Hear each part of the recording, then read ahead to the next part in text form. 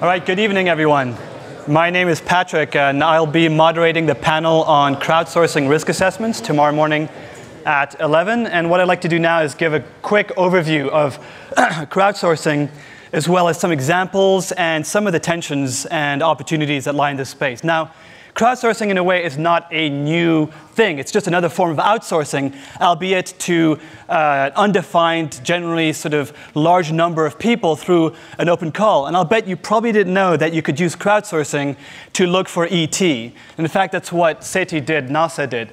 Simply setting up this platform that anybody around the world could download so that their laptops, too, could be looking for patterns of extraterrestrial life in near real time. Another great example is TextEagle. Basically, this is an example of a mobile crowdsourcing initiative that uses microtasking. So people can get on their mobile phones, accomplish simple microtasking issues like translation, and actually earn some income for that. We heard already earlier DARPA Red Balloon Challenge, where 10 balloons scattered across the US. The challenge is to find the locations of these 10 balloons. Colleagues at MIT using a combination of crowdsourcing and other tricks to actually identify the location of these balloons. Recapture, this is possibly familiar, to try and stop filter spam, rather, but also is used to digitize New York Times archives and also to digitize books from the Google Book Project. 50 million words a day are actually digitized this way, using this sort of microtasking distributed platform.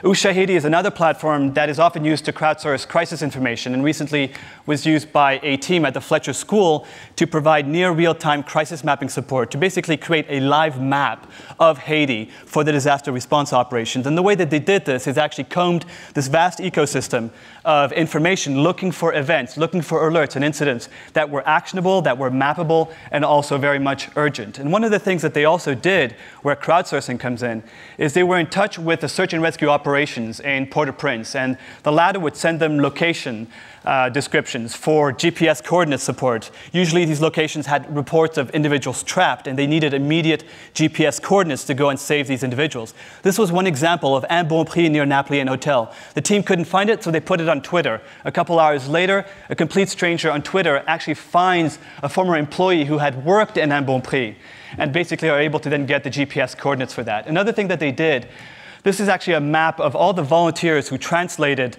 incoming text messages from Haiti, from the disaster-affected communities in Haiti that were in Creole, and translated thousands a day from Creole to English so that they could be mapped by the team at the Fletcher School. Now, there are a number of challenges with crowdsourcing, and we're going to address those at the panel tomorrow. For example, you get one text message like that in Haiti, you have to take it at face value. You can't really validate it, right? But the beauty of crowdsourcing, in a way, is that you can open the floodgates of information, and compared to other forms of information collection, you can start triangulating information relatively quickly compared to sort of more standardized information collection ways. So perhaps this crisis map, this triangulated crisis map, can be what Anand calls the first draft of history. And in a way, this idea of validating crowdsourced information is the next frontier in crowdsourcing. And so organizations like Ushahidi developing Swift River, which is a platform to try and validate crowdsourced information in near real time. That really is where we're getting at in terms of the cutting edge. Some colleagues at LSE now are starting to look at the issue of what makes a crowdsourcing project successful. What are the factors? What factors are more important than the others? And so we'll definitely be looking into this, delving into this into more detail in the panel tomorrow morning as well.